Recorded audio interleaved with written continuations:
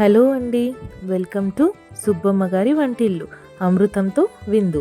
ఈరోజు మన ఛానల్లో బెండకాయ పచ్చి రొయ్యల పులుసు ఎలా చేయాలో ఇప్పుడు చూద్దాం. ముందుగా ప్రాన్స్ని నీట్గా వాష్ చేసుకొని బాయిల్ చేసుకొని వచ్చిన వాటర్ని తీసేసి పక్కన పెట్టుకోవాలి. ఇప్పుడు ఆనియన్స్, పచ్చిమిర్చి, కరివేపాకు కట్ చేసి పక్కన పెట్టుకోవాలి. నేను ఇందులో బాయిల్డ్ ఎగ్స్ కూడా వేసుకుంటున్నానండి. సో బాయిల్ చేసి ఫ్రై చేసి పక్కన పెట్టుకోవాలి. ఇప్పుడు ఒక ప్యాన్లో ఆయిల్ వేసుకొని ముందుగా మనం వాటర్ తీసేసి పక్కన పెట్టుకున్న ప్రాన్స్ని ఆయిల్లో వేసి ఒక 10 minutes ఫ్రై చేసుకోవాలి. ప్రాన్స్ కొంచెం కలుపుతూ ఇలా రోస్ట్గా ఫ్రై చేసుకోవాలి. ప్రాన్స్ ఇలా ఫ్రై అయిన తర్వాత అందులో ముందుగా మనం కట్ చేసి పెట్టుకున్న ఆనియన్స్, పచ్చిమిర్చి, కరివేపాకు వేసుకొని ఫ్రై చేసుకోవాలి. అవి ఫ్రై అయ్యేలోగా చింతపండును కొద్దిగా వాటర్ వేసి నానబెట్టుకోవాలి.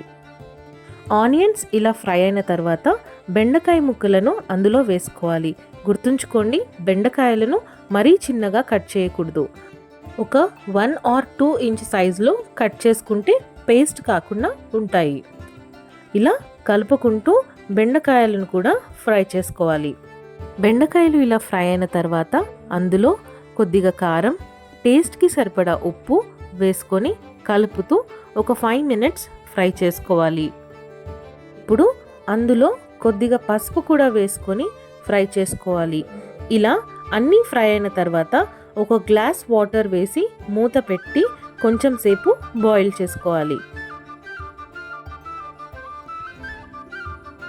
10 minutes తర్వాత ఇలా బాయిల్ అయినప్పుడు అందులో మనకి పులుపు సరిపడా చింతపండు రసం వేసుకొని అందులో కొద్దిగా బెల్లం వేసుకోవాలి. నా దగ్గర బెల్లం లేక నేను షుగర్ యూస్ చేశాను. తర్వాత అందులో ముందుగా ఫ్రై చేసి పెట్టుకున్న ఎగ్స్ని కూడా అందులో వేసి మూత పెట్టుకొని మీడియం ఫ్లేమ్లో పెట్టుకొని ఒక 20 to 25 minutes కర్రీ దగ్గర పడేంత వరకు బాయిల్ చేసుకోవాలి. పులుసు ఇలా దగ్గర పడిన తర్వాత అందులో కొద్దిగా కొత్తిమీర కూడా వేసుకొని ఒక 2 minutes బాయిల్ చేసుకోవాలి.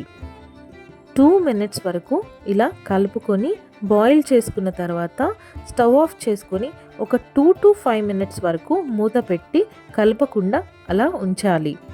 5 minutes తర్వాత డిష్ అవుట్ చేసుకుంటే ఎంతో టేస్టీ అయిన బెండకాయ పచ్చి రొయ్యల పులుసు రెడీ అయినట్టే. మీరు కూడా మీ ఇంట్లో ట్రై చేసి టేస్ట్ ఎలా ఉందో తప్పకుండా తెలియజేయండి. Thank you so much for watching అండి. Please like, share and subscribe my channel. మళ్ళీ మరొక వంటతో మళ్ళీ కలుద్దాం. థ్యాంక్ యూ సో మచ్ అండి.